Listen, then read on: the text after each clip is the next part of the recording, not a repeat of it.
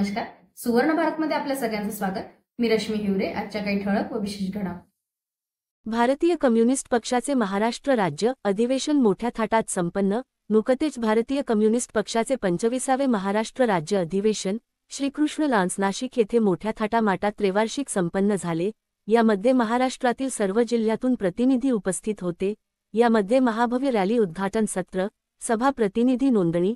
यामध्ये राष्ट्रीय नेते कॉम्रेड अमरजीत कौर, कॉम्रेड ड भालचंद्र कोनगो, नवी दिल्ली हे उपस्थित होते. त्याचप्रमाणे राज्याचे नेते कॉम्रेड ॲड सुभाष लांदे, कॉम्रेड प्रकाश रेड्डी, कॉम्रेड श्याम काळे, कॉम्रेड राजू देसले, कॉम्रेड ड महेश कोपुलवार, कॉम्रेड शिवकुमार गणवीर व इतर गणमान्य व्यक्ती उपस्थित होते. यात संघटनात्मक अहवाल मसुदा, राजकीय अहवाल मसुदा व तसेच राज्यस्तरीय व राष्ट्रीय स्तरावर तसेच आंतरराष्ट्रीय स्तरावर चर्चा करण्यात आली.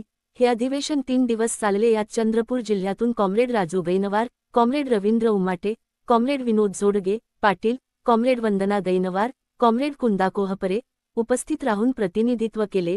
राज्यातून आलेल्या प्रतिनिधींनी संघटनात्मक व राजकीय अहवालावर चर्चेत भाग घेतला व नवीन राज्य कार्यकारिणी पदाधिकारी व सदस्य व कौन्सिलची निवड करण्यात आली आणि क्रांतिकारी गीतांनी कार्यक्रमाची सांगता झाली.